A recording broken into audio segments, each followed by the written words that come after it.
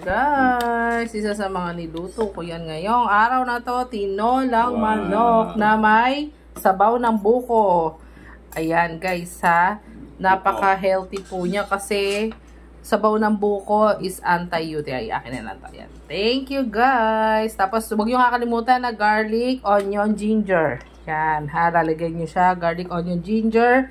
Yan, merong buko yan, of course. Kailangan pakuluin niya kasi kasama yan sa mga minention ni Doc Atoy. Yan, shoutout to Doc Atoy.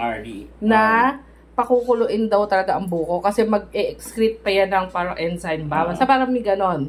So, may health benefit yan sa inyo guys. Lalo na yung mga manginginom dyan, pang ano ng kidney to, tsaka makakatulong to. To cure, yan, yung sa kidney at liver nyo para maging healthy, okay? So, yun. Matagal na baka fatty liver, yun. So, yun lang guys. Kain na na. Yes, thank you. Yay! Guys, nagluto tayo ulit ng champurrado. Yes. Yan. Guys. Lalagyan natin ng yan. Okay. Kain na na. Guys, ilagyan natin yan ng cowbell na sarap. Ayan. Kasi masarap naman daw ang cowbell. So, ayan. Masarap naman talaga siya, guys. So, perfect siya para dito. Ayan. Kain na na. Guys, nagluto tayo ngayon ng spaghetti ng tag-ulan. At ayan.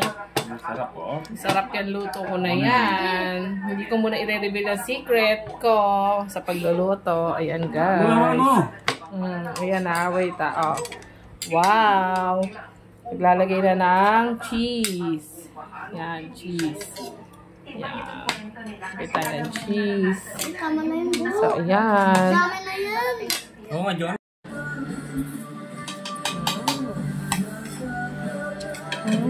Pero magsabaw kayo. Sarap, masarap. So, nagutom ba kayo, guys? So, ayan, guys. Kaya naman, nature ko ang mga niluto ko. Kasi ito yung mga favorite food talaga ng aking mga anak. At lalo na ngayong bumagyo, si Karina, tag-ulan. So, ayan, isa yan sa mga niluto ko. Yung lalo na yung mga sabaw na yan. So, yun lang, nagsaserve tayo ng mga healthy food sa ating mga baby, sa ating mga anak. Kaya dapat talaga i-monitor lang natin yung tamang recipe. So, thank you for watching. Hope you like the video. Bye-bye!